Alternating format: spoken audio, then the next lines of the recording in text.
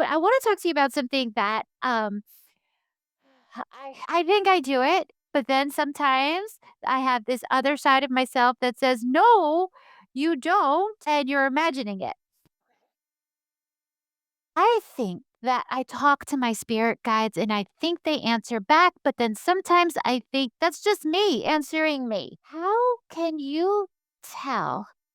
Or is it your higher self? I have a How do question you for know? you.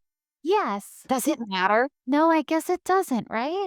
Like, if I'm talking to myself, or I'm talking to Uh-huh. my dad's soul, or I'm talking to God, or I'm talking to a spirit guide or Archangel Michael, who, by the way, like, love working with Archangel Michael. Does it matter? Like, as long as I'm getting good progressive stuff, right? Like, Right. like guidance, not things that are gonna hurt people, then what does it matter?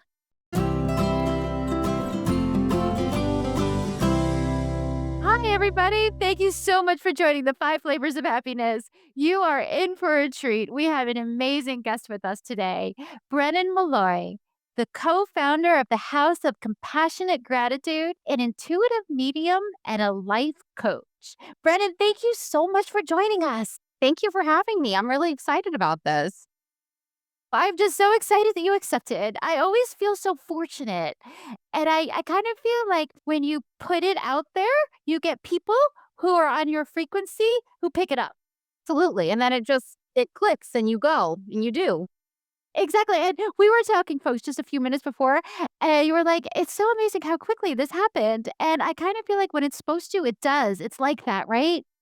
Absolutely. This is, I think my second podcast this year, and that had been one of my intentions this year was to do more podcasts. I'm like, I like them. I don't want to commit to making my own yet. Maybe later this year. And then you show up. Yeah. Well, I want to start with you at the very beginning because, guys, before we started recording, we talked a little bit about our shared backgrounds in corporate. And so it's really interesting when you make that pivot from corporate to doing something that's like intuitive, that works on the spiritual side. So tell me about it. How did it begin? So I was, we call it born intuitive. So I didn't have to go to school for this. Like when I was 20 or something, I was born with a natural intuition. And I know this because I tease my mother all the time that the only story her and my father told the same about me as a child, and they divorced when I was 4, mind you, is that I guess she was like out to here pregnant with my brother. So I was about 2.5. And my father was late coming home from work. And I kept bothering her for Band-Aids, and she was very frustrated. He was in recovery from for alcoholism, so she was her mind went to places when he was late coming home from work. And early 80s, no cell phone, no beeper, just wait and see what shows up. So anyways, she was frustrated and she just handed me the box of Band-Aids. So I plastered them all over my pinky of my left hand and down the hand into the wrist. And I guess he got home around 8:30 at night. And he comes in the door and she says, "What happened to you?" Because his hand was bandaged. His left pinky was all bandaged. And he said, "Don't worry about me. What happened to her?" Because I had band-aids all over me, right? And she says, "Don't worry about her. She wanted to be like daddy." And then instead of going into this like argument place, they both froze. Like, what just happened here? So he was a carpenter, and he'd severed the tendon in his pinky. So it was always a little crooked, and I remember still, like, holding like, I'm short, so I can remember, like, reaching up to hold his hand, and I would hold his pinky. That was that little crooked connection. So Wow, that's that's how I'm, incredible. like, I validate for myself or whatever, like, born intuitive. How do you know? That's how you know. That's how you know these things. So that's how it started. I mean, I wasn't, like, going around doing readings at 5 or anything, but yeah. That was the beginning. So then talk to me about your transition into corporate and how did that feel to be intuitive and to work in an environment that's not really open to people who are spiritual, who are very open about it. What did it feel like? And then what was the impetus to say, okay, I'm done? I put on a mask, I think. I don't think I realized I was putting on a mask, right? Like, Uh, I was 16 and, I'd watched The Craft and I love the craft. yes, witches and those kind of things. And I bought tarot cards and what have you. I think a lot of teenagers go through that. And so when I started working at the bank, frankly, I was pregnant for my daughter. I was in college and I needed a job with insurance. So I got a job as a summer teller. And I didn't tell them that I was pregnant, to be honest with you. I'm like, not mentioning that. And anyways, a woman who worked there who didn't really need her job, when she figured out that I was pregnant, she's like, by the way, I'm quitting at the end of the summer. So I'm sure they're going to give you my job because you need good insurance, lady. So that's how I synchronistically ended up working at a bank, and I decided I was good at it. And I met some really good people along the way. I had some incredible mentors in that field. So I was able to use my confidence and my intuition to work that job. I mean, I can remember I had weird interview questions and I asked someone, well, last question, like, why do you think I'm a good fit for your job? Why do you want to hire me? And he said, 45 minutes in, I can tell that you speak to everyone the way they need to meet you. He's like, you could go out there on a farm in Addison County, Vermont, or I could put you in a boardroom and you'd connect with the people at the table. And I'm like, yep, that's me. But if you are even a little bit intuitive, that's you, right? Like you can pick up on that. And Right, that's not right. about misleading or manipulating people. To me, it was really just meeting people where they were at. Like, did they need me to be sassy? Did they need me to tell them what to do? Did they need me to ask questions? And I could do that, which is how you build relationship. So I believe that's what made me good at my job. However, it was very stressful. If you've ever been in finance and banking, it plays a toll on your body and your mind and your family. So I was also in a very unhealthy, toxic marriage. Which I didn't know in the beginning, not really. So anyways, 2013, it was really evident things were coming to a head in a lot of parts of my life. On 11/11, on November 11th of 2013, I walked out. I took my daughter and I left. That takes a lot of courage. Oh, it still just makes me go, "Yeah, whoo." Yeah. Because essentially 3 days beforehand, I had driven to this river where I used to go as a child, and it was kind of my outdoor sacred space, and I had prayed for help. And on my way there, I was, like, pre-planning my prayers, and I felt this big masculine energy in the car with me. And I had not my father passed when I was 11, and I had not really felt like I communicated with him in a long time. So my assumption was, this must be dad. Years later, I actually connected with him, and that's not who was in my car with me, but I don't really care at this point. You know what I mean? Because it was this presence that basically said, you're going to be okay. So wait, was it Archangel Michael? Was it one of your spirit guides? Who was in the car with you? I believe it was the soul of a really good friend of mine now, that when I met Okay. them later, it was like, "Oh, this." So, we have different aspects to our soul, like, there's the person sitting here talking with you, and I believe in, like, a higher, more angelic version that is Okay. always connected, but able to travel a little. But in any case, so I went to my river, I prayed. My dad, he was incredibly Irish, but he was blessed to be accepted by some Lakota people when he got divorced from my mother. So we went to reservations, we went to Sundance, we did sweat lodge, we had one on our property in Vermont. So I never felt like I couldn't communicate with creator. Like I was raised in a way that said anyone can do this. So when I went to that river, I was like, I'm going to go and pray like crazy because I need some help here. And I remember I pulled 2 pennies out of the ashtrays. I'm like, I have to leave an offering of some kind, and I have nothing in my car. I don't have tobacco. I don't have sage. I thought copper's close enough. It's kind of natural. So I took them to the river with me. And, it's funny because one of them had my birthday on it, like, the year I was born on it, and I'm like, "Oh, my synchronicity." So anyways, yeah, so I threw them in the river, and 3 days later, I was walking to my house after one of those arguments on the phone where you get yourself home, you're like, "Just breathe. Just get through dinner. Like, don't fight in front of your daughter," all that, and I got about 5 steps into my house, and I was just overwhelmed with, like, goosebumps, and I heard, "You asked for help, and we're with you." And Wow. that was it. I was like, that hasn't happened before. Like, that was true claircognizance and, like, time to go. So I looked at my daughter and I said, "Get in the car. We're going to Nani's." And we left and I didn't go back. I wouldn't say I didn't look back. I think we all look back sometimes and go, "Oh, maybe I should have done this differently," but I didn't go back. So that to me was like that pivot point of understanding the correlation of spirituality for personal stuff, like where this is in me and the bigger message of it. Before that, it was, I want to say, little conversations, and it was very natural and it just happened. I mean, I had an altar in my home. I had kind of dabbled for years in Wicca and witchcraft and stuff. So I knew how to manifest, I knew how to set intention, but my personal relationship with creator, to me, it felt like it started that day. And that was to me the beginning of really waking up to all that is. And I think my business partner, and friend John said this morning at Soul Communion, he said, "I think that when you know that life is bigger than just you and this body, that's when you know." And I'm like, "Yeah, that says it so well." Like, you wake up to that. That's more than us. So You do. that's kinda how that went, and then a few months later, I was struggling at work, leaving a bad relationship, you need some time off. My boss didn't wanna give it to me.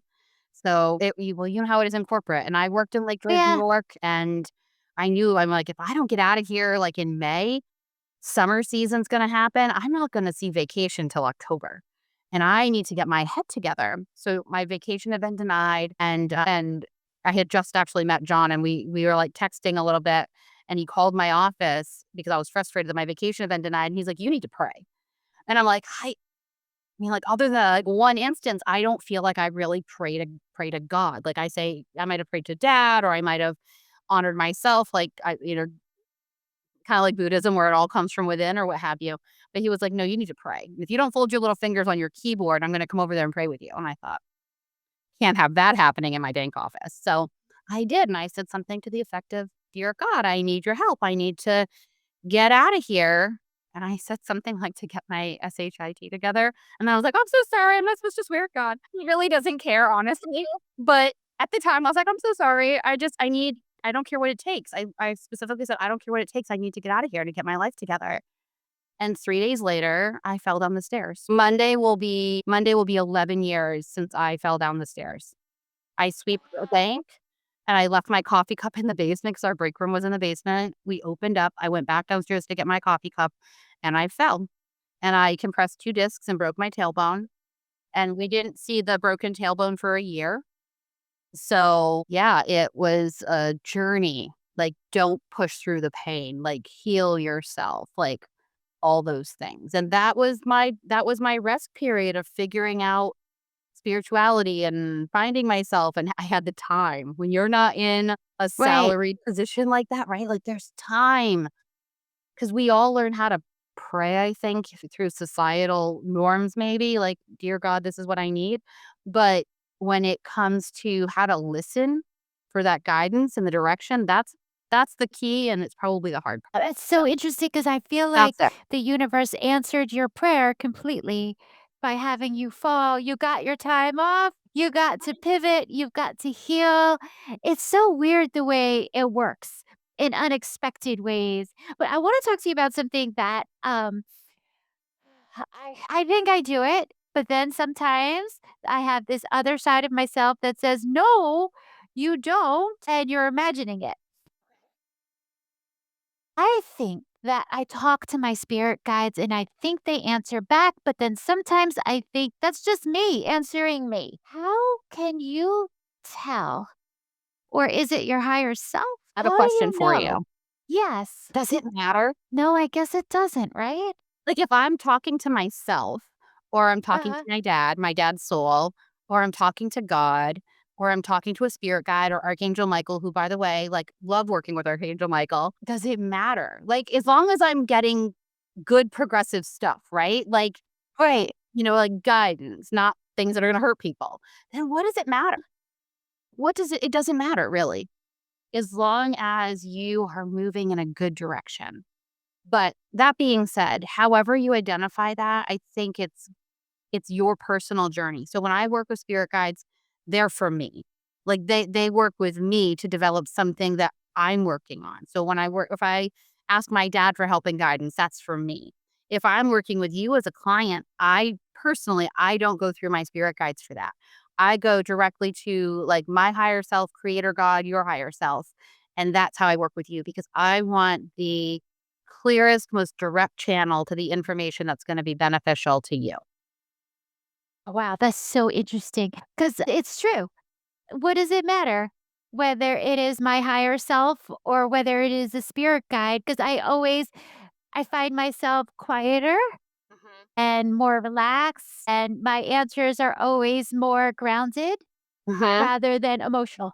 Yes, absolutely. So, or sometimes even answers that you never thought you'd get. Like, why would I need to do that? Does it Yes.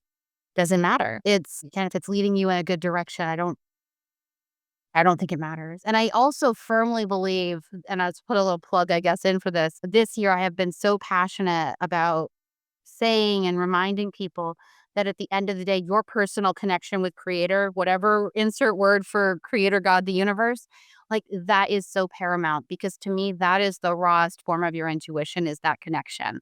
That is all the answers. And at some point, that might put me out of work.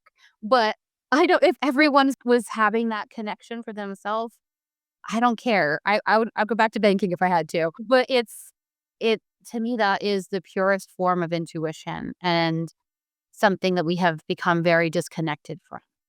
But I think though, like, I don't think you're gonna get out of work I don't anytime think so soon. either. 'Cause I feel like and help me understand what the big themes are, because what I see is a lot of division.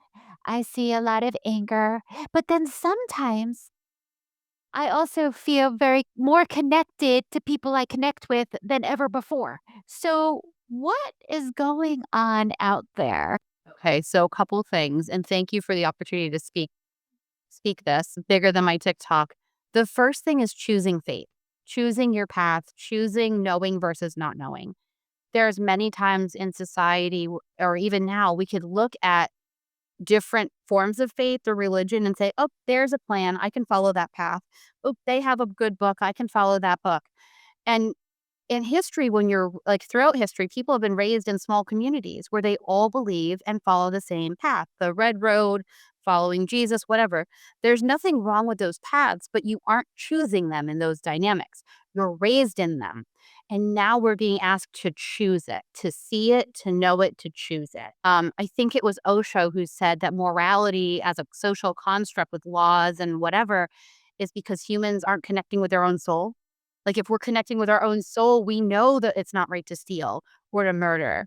But and there might be circumstances if your kid's hungry where you're like, well, it's wrong to steal that food, but I'm going to feed my kid. But Right. that's that internal compass. And outside laws and rules, those things tend to give us the path, but are we choosing it or are we just following the rules? So I believe very much that we are being asked to choose the path that is walking in this light and walking in our truth and autonomy and making a conscious decision to do it. So that's the first piece. And when do people typically make a change in their life? How to look at the dark night of the soul concept, right? It's my trip down the stairs. It all falls apart. So you can start to say, let's rebuild. I In nature, purely in nature, I'm not talking about when humans do this, but in nature, if there is a naturally occurring forest fire, right? It burns down all the stuff so regrowth is stronger and fresher. When the Nile River floods, it fertilizes all that land. So the in tarot, it's the tower card. We take it apart to rebuild it. In 2016, I had a vision of a big tsunami coming, like, for the world, this tsunami of change. And I told this woman I am very close with now in her very first reading with me, we as light workers, as spiritual people, are being asked to get our house in order because when this wave comes, we're going to need to be available. We're going to need to be like the light for other people to figure out how to fix the chaos. And I gave her a 5-year time frame. So what happened? COVID happened. Right? So in the midst of it, we were talking and she's like, "Well, what now?" And I said, "Now what happens when a tsunami hits? The water recedes and we see where all of the things that weren't stable are, and it pulls and it was clear in my mind, and I am not usually clairvoyant, but I am telling you, it was like a movie reel of all of the water receding and pulling wow. apart things that weren't stable and steady, and we get to rebuild from that, and I think that's why we see a rise in people talking about spiritual topics, about Mhm. choosing autonomy, even the conflicts we're seeing because we as humans, we can be complacent and say, "Well, I'm comfy here." Might not be healthy, but it's comfy, and we need a Right. big push to change, so to me, the turmoil in our world, and you could insert topic, news feed topic, it's to push our buttons so we get up and make a change for ourselves because it has to start here. My reach is what, 10 people maybe that work with on a regular kind of basis, my family, friends, and a few clients at any given time. So we have to stay in our reach and live our truth and let that ripple out. That's how we change the world. No one person is going to clean up the mess that we can look at, insert topic around the world. It's all of us. And to me, that's why. And that's why I get all amped up and I'm excited about it. I mean, I don't like seeing people suffer and struggle, but I look ahead. I look ahead 5 or 10 years and I'm like, oh, where we're going from surviving into thriving is so much better than where we've been. So you think that's where we're going? So you think in 5 Absolutely. I years would it's say I gonna be know it. better? I don't even just believe. God, that's awesome. I would say I know it. 5 I years love might look that. like, okay, I can see the light now. 10 Okay. years from now, I think we're in a better place. I know we're in a better place. Well, I love that. But Now it's gonna let take me people choosing it, right? Choose it, be it, live it. yeah. So let me ask you about the people who you work with, your clients. When they're how can you tell when someone's misaligned? When Mhm. and how do you help get them out of that funk? Or are there warning signs? Like if I'm going down a path that I'm not supposed to be going down, are there any warning signs that I could look for or we could tell our viewers, these are the ones to look out for? I'll tell you Yeah. it's wrong. So it's really funny. I was putting together a workshop a while back, and you know how there's signs? They say there are signs when you're going in the right direction, right? The Yes. rainbow, the stars, the numbers, right? It's like falling in love. Yay, there's a rainbow. So what are the signs when you're falling out of love? What are the signs when you're not passionate about that job anymore? What are the signs when you need to do something different? But it's also a choice at that point, right? Like there were signs to get into it. The signs to get out of it are when you feel like you have to make a choice. Like this is uncomfortable. I need to make decisions. And then being really specific about what those decisions are. I asked for help getting out of my job, right? Like, give me a vacation. I had already worn a heart monitor for 30 days because I was having like palpitations. I was 27 with an ulcer, Oh my they God. had migraines. There were signs like my body was not happy. There were signs, but I had to make the choice. And I wasn't making the choice to say I quit. So I surrendered and said, help me get me there now. Right? Like, help me make this move I'm not making on my own. And that was the trip down the stairs. And I'm not saying that everybody's gonna fall down the stairs, but I will say the pressure to make a change and to make a decision that moves you into alignment gets stronger and stronger, especially when you have a big mission. When you like yourself, like you have a podcast, you're meant to meet with all these people and see all these people and reach these people, right? The longer if you had pushed that off and not done it and not done it, it would have gotten harder and harder and harder for you to avoid it. What you were doing would have become less and less fulfilling because there was something else for you. So misalignment, it's not just like, oh, I had a bad day. Misalignment feels like complacency. It feels like stuck. It feels like I'm done. It feels like, Brennan, please help me. I want this to be my last incarnation. I know we are in for a trip if someone says that to me. It's a lot of work if you want this to be your last one. It's probably not, you're not probably not in alignment if you feel like this has to be my last one. So, yeah, misalignment feels like complacency, stuckness. I'm done. Your body, physical reactions, autoimmune diseases, the onset of them sometimes is that. There's a lot of other stuff autoimmune disease can be too, but I've noticed it seems to correlate for a lot of people. I love that you brought up the we're gonna veer into the past lives. Is that okay? Because you brought it up. Okay. And I'm fascinated by it because I'm fascinated by the karma that we bring in.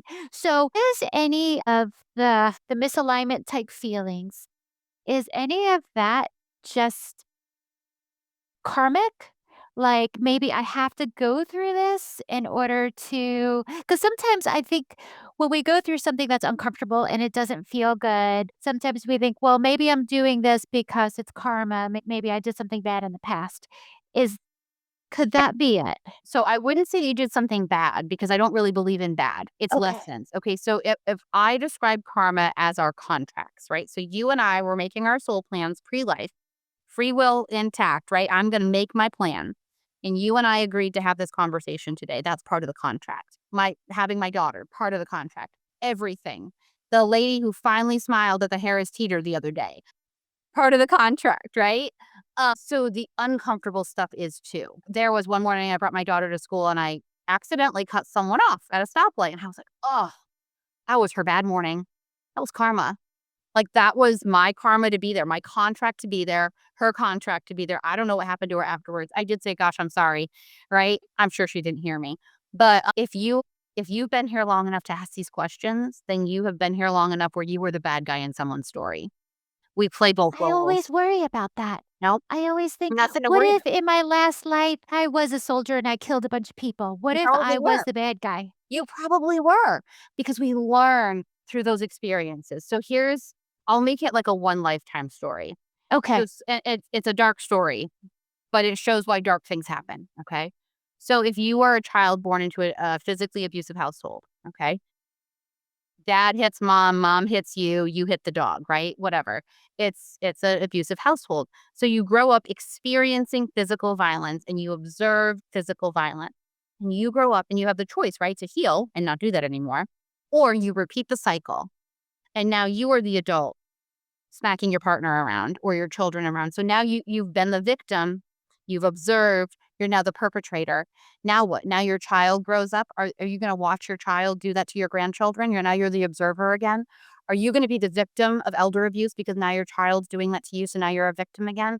And in that cycle, you learn every view of abuse, of what it means to be the perpetrator and the victim. And there's souls don't need that outside of the human experience. Souls only know love and light. We have to remember we come here to evolve our soul and gain experiences and um maturity, I think would be a good word for it as a soul. I look at living as like being an evolution of your soul. So in that incredibly bad experience, right? There were times where you were the bad guy and also where you were the victim, and you learn through all of that. And at some point in that, whether you one lifetime or many lifetimes, you say, I'm not going to repeat this thing that I experienced. I'm going to go heal that. I'm going to do the work and not do that. And that's when you break the pattern and you break the cycle and you learn the lesson. And that is the key to karma, is learning the lesson. So whether it's that you've married the same type of man 4 times with different names and you're like, why do I keep attracting these people? It's not a bad thing that happened to you. It's a lesson that you've chosen to learn, and you've lined up the classes, basically like school, right? You lined up the curriculum to learn the lesson, and the lesson changes when you pass. When you pass the test and you learn the lesson and you choose yourself, you walk away, you find autonomy, you stand up, whatever those lessons are.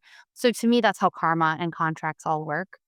So past lives are usually pulling off of those other experiences, whether it's, I mean, I was born intuitive. I understand that I have a soul. Probably in a past life, I had experiences that taught me that. So it was more natural for me here. That's a blessing. That's a karmic blessing. We have good karma and we have uncomfortable karma. So lessons and blessings. Um, we bring the blessings through too. But usually in past life regressions, unless it's a group, with a group, I tend to go to positive things. It's hard to hold space for a group if someone has a bad time, right? So, but if it's one on one, we go to the uncomfortable stuff. What is it that I have this weird karma, this uncomfortable karma with my mother, with my partner, with my children, with my work in this world? Fear of flying, can't wear turtlenecks, whatever those things are. You dig into the uncomfortable stuff so you can heal it, and it frees you in this lifetime. So let's dig into the hard stuff, the family stuff. Yeah. So because I think the majority of people in the world, everyone has something that happens, Yes. whether it's with your mother, your father, your sister, your brother, it doesn't matter who, there is something. Mhm. So do we choose that? We choose all those family issues. Believe we do. And I've had someone one time, I have a karma class that I teach. And the first time I ever did it, it was like one class, now it's two. And it's two because I said that. I said everything that we experience, we chose. The free w I do believe in free will. Like, I'm not such a fatalist that I think we're out here like as puppets on strings, but we chose it because of the experience and the lessons. And it's not the right topic for your podcast, but I'll tell you, I did not have an easy early life. And there's a lot of ways that if those things hadn't happened, I wouldn't be able to be an advocate and a supporter for a lot of the people that I work with. I wouldn't be able to say, I went through X, Y, and Z and I'm healing, or I've healed some of that. You know what I mean? Like, that's happened. So you can too. You can be okay. I mean, I had a friend of a friend say to me 3 weeks ago, he's, for everything that you went through, and I only know a part of your story, you seem pretty normal. And I'm like, I talk to dead people, but you can call that normal if you want. You know what I mean? Like, I made light of it, but he meant it as a compliment. Like, it was heavy and you're okay. And I'm like, yeah, I'm okay because I put the work in. And it's not to say that I think we all have to be victims by any means. I don't think we should sit in victim mentality, but I do believe we choose it. So I was talking to someone recently and they said something so profound. I just want to repeat it again so my listeners can hear it because we were talking about darkness and how you have to go through the darkness to get to the light and that there's so many little deaths or little times you go through a cocoon. And this amazing woman, she said, it's the darkness of the womb, not the darkness of the tomb. I And love I it. just thought that was so profound. So I feel like the darkness that was your childhood was whatever the trauma was the darkness of the womb so that you can come out and be this amazing healer. We have to, I don't know how to like recreate this short of having like a big room of people. I don't know. But have you ever noticed that when you have a little bit of darkness, right? Like the room is a little dark, you Sure. can still see, right? Like it's dark, but it takes all darkness to make the room dark, like where you can't see. If you have a little bit of light, a little match, a little candle, whatever, you can see. So a little bit of light is enough to conquer a whole room of darkness, but it doesn't work the other way around. This concept, I don't believe that it's entirely 50-50 in that. That's beautiful. So when you say you talk to dead people, is there any message out there that you keep getting?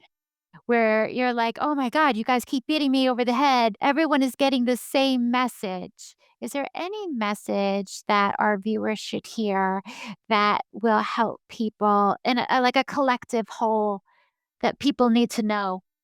So I've never had someone's loved one come back to me and say, I'm so mad at you. You didn't make it to my bedside when I was dying. No one ever said that. Oh, that's nice to know. Yeah, they've acknowledged it. They've said somebody was late, you were late, whatever, or you feel you were late. Like they've acknowledged it, but they've never been upset about it. Never been upset about it. Let's see. The other thing is I've had people come to me, I'm going to say relatively frequently, where they are like, I'm open, so they have to come to me. Doesn't work that way, right? Like this is a two-way conversation. I'm not summoning someone out of their next life, afterlife. If they are ready, prepared, and want to come here and have a conversation, that's great. But I would be leery of anybody who said that they can guarantee that you'll connect with, Uncle Pete, Right. whatever, right? It's a communication. So just because you're open doesn't mean that they're prepared for the conversation either. There's still karma there. So that would be a piece of it. I'm saying that because people get frustrated with themselves. Like, I'm open. Why won't they come to me? It's not all about you. It's not always about that. Let's see. So those are two big ones. And then also, I've never had anyone come to me and tell me that they were in a bad, dark place. Okay. They've come to me Well, and said that they were afraid of a bad, dark place. uh-huh. I have definitely experienced people in more of, I'm going to say like a holding pattern. So especially someone who's had a traumatic life, or traumatic death, they would did if they did things that we would call bad. Sometimes when they pass, maybe always, I don't know, when they pass, they don't go to some place to burn. They go to some place to come to grips with the fact of what you're saying, right? Like, oh my gosh, what if I was the bad guy in that? Our soul, it can be shocking for some people. Like, wow, I signed up to be a really not good human. And now I have to sit here and take accountability. And what did I learn out of it? And that can be hard for them at the soul level to look over those lessons and the contracts they made that caused other people human pain. And so it's more of like a, not like a jail or something, but more like a gentle space where they do their life review. We all do our life review, and people who did bad things, for lack of a better way to say it, oftentimes they need a little more of that. 'Cause we create our Have own you suffering in that. have you seen it? Like when you meditate, have you seen That this space. space that we go to? I've seen the space for others when they come to me and show me where they go. Yes. Really? And it can be slightly different for everyone, but essentially it's a stage like, "Oh, I'm out of my body," right? There is always someone there to greet them. Now, some people will not want someone there. I've seen people hang on to life because they are waiting for someone specific and maybe they're not recognizing what's happening. But anyways, there's always there you're out of your body, you recognize you're gone. There are souls with you, whether they're family members or angels or God. You're not alone. and then you go to a space where you get to review your life. And in that, many people will kind of like visit during the funeral period, during that mourning period. Some of them won't, but many people do. And they have this period of looking over their life and saying, okay, this is what did I learn when I was 5? Because this is what was on my plan. What did I do when I was 10? This was on my plan, to kind of check it off. And it's not really a time frame. Like I wouldn't say, oh, it's 6 months and you're good to go. But it's a very personal journey. So that's essentially what I have seen. And when they're done with that and they've made peace with this life, that's when they move on, if you will, or ascend, some people might call it, that to whether it's their next life or heaven or whatever their belief system calls for. So me and my husband, we lost a child when I was pregnant, and at the time I needed blood infusion, and it was pretty serious. And I floated on top of my body, I believe and it. I felt peace like I never felt before. I mean, I came back, Yeah. obviously, but I'm not afraid of dying Uh-huh. because of that. And I can't even explain that sense of peace. Yeah. But it was this sense of love, and I felt sad for the body, for going through that. Yep. And I looked at her and I was like, "Oh god, that sucks. You have to go through that." But I was completely at peace. It's very odd. But let me ask you about the people who don't, or the spirits Okay. who maybe aren't ready. So there are spirits sometimes, like there's like a haunted hotel or the ghost shows. Yeah. So there are spirits who do linger. I believe there are some that linger. It usually comes through some kind of trauma, like they didn't recognize what was happening. They didn't go with the souls that came for them. They didn't want to leave. They didn't want to leave their life yet. And we say stuck, but they're not stuck in the sense that someone else is keeping them here. It's more that they don't know how to leave. And then the other thing that some of these, especially like like houses, haunted houses or fields like Gettysburg, they say is very, very haunted, if you will, by this. When there are big events like that, spaces can have an energetic memory. So if you move into a home where you're like, boy, that one bedroom just has this heavy vibe to it, like the what I teach people when I do a house clearing is like you have to bring the positivity back here. The space is holding a memory. We really don't need to uncover what it is. Like we don't need to dig into why this what we can, but we probably don't need to. The goal would be to release that energy and then refill the space with something with positivity and light. And I usually bring out like sage and a candle and a prism for the window, and go in there and laugh or whatever. So you reset the energy of the physical space. It's so true because you could walk into, like, let's say you're going on a job interview, you could walk into a space and it could feel incredibly heavy, or Right. you could walk into a space and it feels so light. Uh-huh. So, how interesting is that? It's cool when you can tell, right? Like when you can feel it. But it's even better when Yeah, you start asking the questions, right? Like, is this heavy and I'm not supposed to work here? Is this heavy because somebody's just having a bad day? but sometimes though the synchronicities are like I had applied for a job, I'd say almost 9 years ago, and I knew I was going to get it even before I walked in because I did a dry run to this corporate center, and I saw something. I saw these little gnomes, Oh, and cool. I said, I have gnomes in my garden. I was like, I'm going to work there because they get me. And I walked into that interview already feeling like I had the job, and I don't know whether I created that or maybe I just saw the synchronicities, but it was so interesting. I think that's again that conversation between manifestation and alignment. So Yeah. manifestation is the assumption that right now in this moment, I'm the co-creator. Right now in the present time, I'm the co-creator.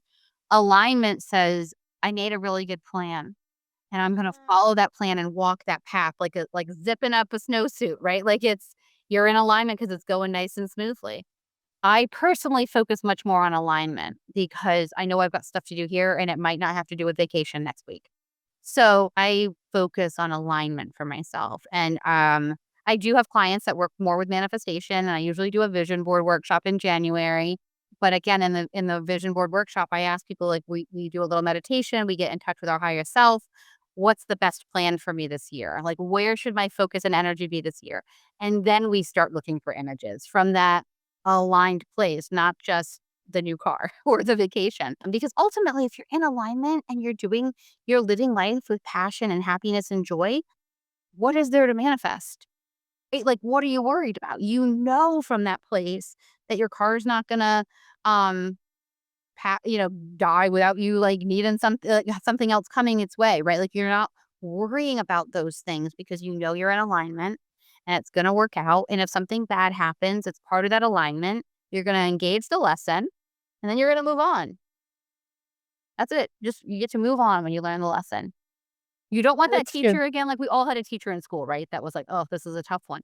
If you don't wanna be in class with them again, learn learn the material so you can pass and Oh go. my God. There are no cheat codes. That's so true. Mrs. Naherny, 4th grade, she scared me so much. My little 4th grade body would shake. But let me tell you, I know a semicolon versus the colon.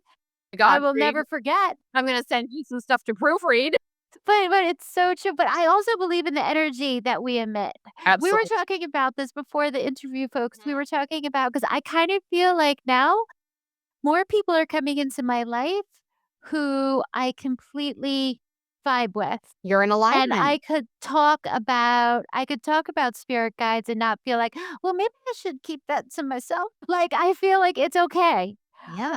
And it does feel good. 'Cause you're in alignment and you're at a frequency, for that word, I guess, right? Where you can experience those people and they can meet you in that space. It's not from a judgment place, right? But, I mean, you can make it sports related. If you're a baseball fan, do you really wanna go to a football game? Do you really wanna hear about the football game statistics? Because you don't know the players, you don't know who's doing what. You don't care, it's not in alignment, baseball is. Although most of the people I know who like baseball also like football, but I you get the analogy, right? I do. But since this is a relatively short podcast, I want to give you a minute to plug what the awesome programs people can do on your site and the classes that they can sign up for, because I know people are going to be interested. Wonderful. Okay. So starting in May, we have our next 12-week coaching course. It's a group course. And so it's like all together. If you're not ready to commit to working with me one-on-one, this is a great opportunity. It's 12 weeks of spiritual conversations. So we talk about karma, we talk about birth family, we talk about intuition, we do meditation exercises, we talk about shadow work. That's a tough one. But we dabble in lots of different modalities. So if mediumship isn't your thing, great. It's like 1 week and a homework assignment, like, that's it, and we're gonna move on. So that starts in May, it's 12 weeks.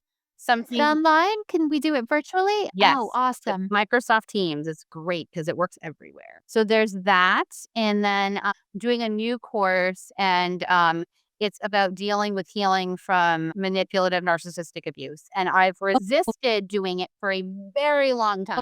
Wow. Yeah, because it's like the bad guy thing, right? Like, Yeah. what's the lesson here? I don't wanna keep working with these people, but it's very relevant in our society right now. It's very much on people's minds.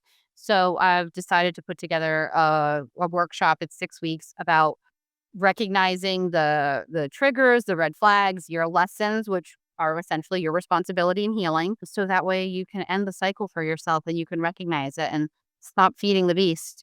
I think that's our next podcast.